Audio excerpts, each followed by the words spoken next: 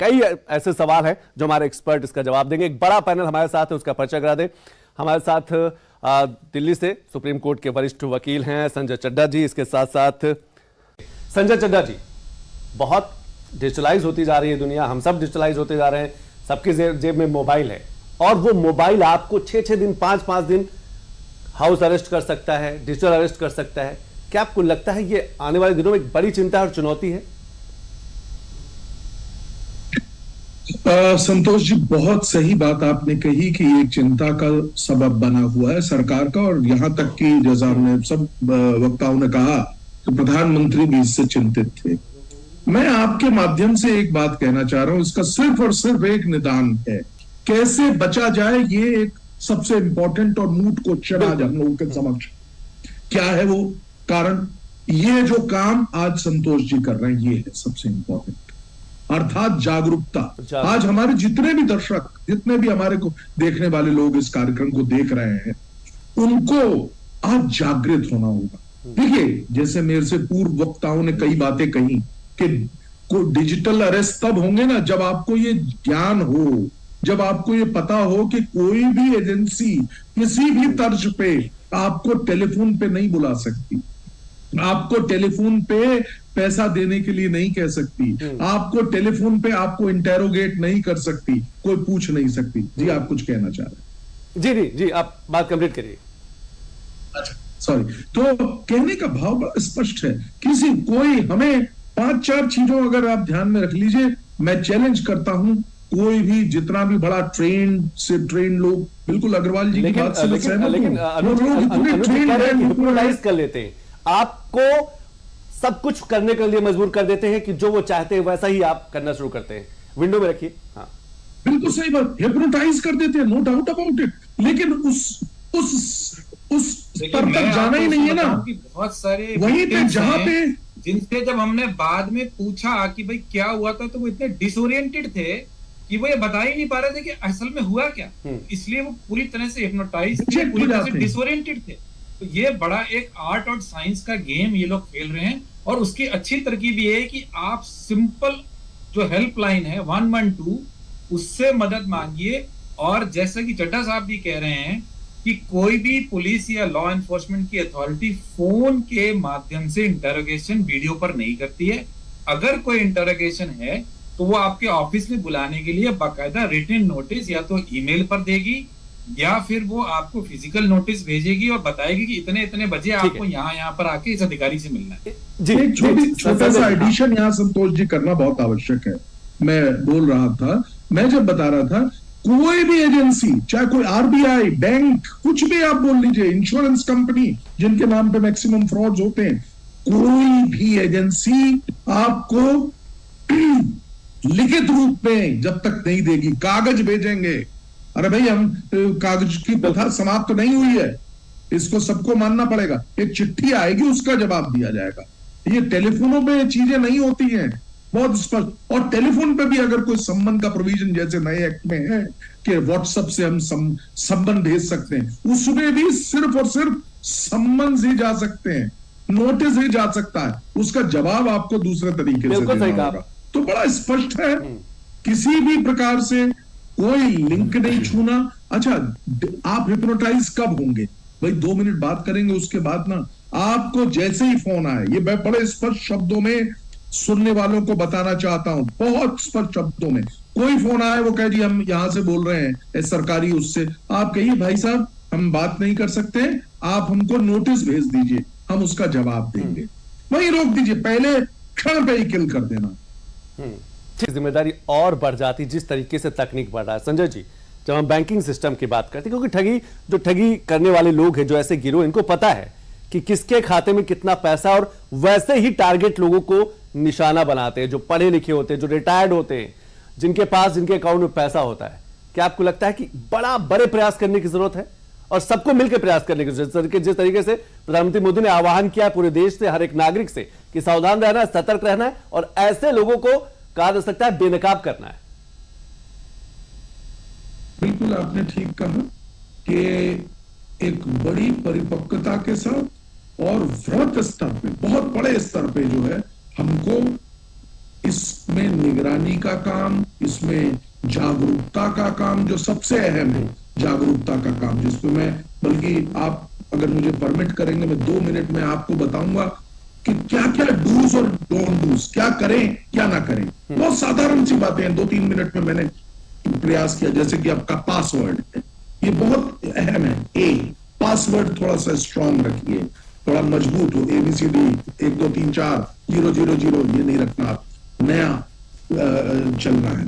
जब आप public place में डिवाइस का इस्तेमाल कर रहे हैं, डिवाइस का अर्थ है कंप्यूटर, फोन इत्यादि, उसको बिना निगरानी में छोड़ के ना चले जाए कहीं, कोई और आदमी उसको चेंज कर सकता है।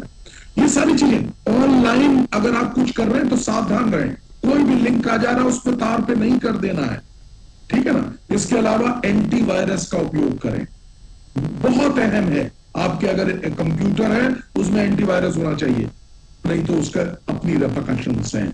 डेटा का बैकअप रखिए, ठीक है। सार्वजनिक तौर पे अगर आप कहीं पे सार्वजनिक जगह पे हैं तो वहां पे आप वाईफाई यूज कर रहे हैं, जैसे कि आजकल रेलवे स्टेशन, आपकल और हम मॉडर्न होंगे तो हर जगह पे हमको डेटा खोल सकते हैं, तो वहां पे आपको ज्यादा तत्परता रखनी है। लोग दूर से ही उसको करने के प्रयास कर सकते हैं, कई मॉडर्न तरीके हैं जिसका वो करते हैं। जब आप डाटा कोई किसी के साथ साझा कर रहे हैं तो भी, तो ये चीजें बड़ी अहम है। इसके अलावा कभी भी संवेदनशील OTP वगैरह फोनों पे ना बताना, बंद होना चाहिए। सब थोड़े से संवेदनशील हो जाना है, जागरूक हो जाना है। कोई भी ऐसा व्यक्ति जो कॉल कर रहा है तो उसकी कॉल को आपने उठा नहीं लेना। कई तरीके के फ्रॉड्स हैं, अभी राजेश जी बता रहे थे। एक अभी मैं आपको रिसेंट बताता हूं, एक मतलब झूठी एक प्रेम जाहिर किया। हमारी एक फ्रेंड है, उनके साथ बॉम्बे में एक विदेशी व्यक्ति ने पासपोर्ट भेजा, सब कुछ नकली, और बेंगलोर में उतर गए, बॉम्बे आ रहे हैं और कहा कि हम तो आपके लिए जो है 2 लाख पॉन्ड्स लेके आ रहे थे और हमें कस्टम ने पकड़ लिया। मैं तो तुम्हें घर दिलवाने के लिए दिला था। कस्टम, दूसरा इन्फॉर्म कस्टम को दिया गया। कस्टम ने कहा भाई अगर आप मतलब नकली सो कॉल्ड कस्टम वाले ने कहा कि हम बेंगलोर में इसको अरेस्ट कर देंगे तो जिंदगी भर के लिए। उन महिला ने सोचा कि भाई हमारा प्रेमी है, हमसे इतना कर रहा है, इसलिए पैसा लेके आया, और उसको इमीडिएटली उसने 20 लाख रुपए का खर्चा हुआ। लास्ट 2-3 पॉइंट बता दूं, बहुत अहम है संतोष जी। अज्ञात व अविश्वसनीय कॉलों पे, जिनको अज्ञात कॉल को हमें क्लिक ही नहीं करना है, उनको सुनना ही नहीं है, उनको बिल्कुल भेज दीजिए कागज हमारे पते पे भेज दीजिए। यही जागरूकता एक सबसे अहम टूल है इसका। और तो मतलब अगर आप, कानून की प्रावधान बहुत है। PMLA का एग्जाम्पल अनुज भाई ने बताया, कई सारे अपने IPC में, IT एक्ट, IPC तो अब है नहीं, जो तो DNA है, भारतीय न्याय संहिता है। हाँ, उसमें बड़े क्या कानून बने हैं भारतीय न्याय संहिता में, लेकिन जैसे धारा 111 है, धारा 111 के तहत साइबर क्राइम या फिर डिजिटल अरेस्ट जैसे जो मामले हैं इनका निपटारा होता है। क्या इनको इन पर, जिसमें उम्र का मतलब मौत की सजा से लेकर 5 लाख तक का जुर्माना है, स्पेसिफिकली मेंशन भी नहीं है। डिजिटल अरेस्ट का कोई स्पेसिफिक प्रोविजन नहीं है, लेकिन धीमे धीमे चीजें बन रही हैं, धीरे चीजें बदलेंगी। साइबर क्राइम के अंतर्गत आता है, IT एक्ट के तहत स्पेसिफिकली आएगा। ठीक है संजय जी, पुलिस को हाईटेक होने की जरूरत है, क्या कानूनों में और भी कुछ बदलाव करने की जरूरत, क्योंकि अब साइबर क्राइम के जो मामले बहुत तेजी से बढ़ रहे हैं, अभी भी बहुत कुछ करना बाकी है कानून के दृष्टिकोण से। 3-4 बिंदु आपकी बात के जवाब में आएंगे। पहली बात, पुलिस को बहुत निपुणता चाहिए। बहुत उत्कृष्ट कोटि के हमारे ऑफिसर्स हैं, मैं आपसे बता रहा हूं, चैलेंज कर रहा हूं, बहुत बढ़िया, लेकिन कमी है। उनको ट्रेनिंग रेगुलर चाहिए, क्योंकि जिस तरीके से जो ये कृत हो रहे हैं, साइबर क्राइम नई नई चीजें इजाद करके आता है, हमारे लोग, हम पीछे रह जाते हैं। हमारा जो इन्वेस्टिगेटिंग सिस्टम है वो थोड़ा सा बैकफुट पे रहता है। फिर उसको एग्रेसिव ट्रेनिंग की आवश्यकता है, पहली चीज। दूसरी चीज, कानून की जहां तक बात है, देखिए कानून में इतने समग्र प्रोविजंस हैं, इतने सिस्टम में प्रोविजंस हैं, जिसके तहत अगर कोई अपराध हुआ है तो उसको कहीं ना कहीं से हम उसको, प्रोविजन एक स्पेसिफिक है। लॉ लेकिन स्टैटिक कभी नहीं होता, लॉ डायनेमिक है, चेंजेस आते रहेंगे। और वो चेंजेस, जैसे डिजिटल अरेस्ट का कोई शब्द ही नहीं है कानून की डिक्शनरी में, लेकिन उसको ऐड कर दिया जाएगा थोड़े समय के बाद। ठीक है, कोई बात नहीं। 66 में तमाम 66E है, वो चैनल्स, वो IT एक्ट के, वो वहां पे इस्तेमाल हो जाएंगे। लेकिन इन सब चीजों से ऊपर जो सबसे अहम बात है, चाहे वो पुलिस के लिए हो, एक जनमानस के लिए हो, जनसाधारण के लिए है, वो जो मूल मंत्र है वो है जागरूकता, और अपने आप में बिल्कुल ये चीज तय है कि मैंने तो बात नहीं करनी है, मैंने तो कल अनऑथराइज चीज पे एक्शन लेना ही नहीं है। क्योंकि भाई एक्शन ना लेने का क्या हद से हद नुकसान हो सकता है? वो यही हो सकता है कि भाई चलिए कोई बात नहीं, कुछ थोड़ी देर के बाद हो जाएगा।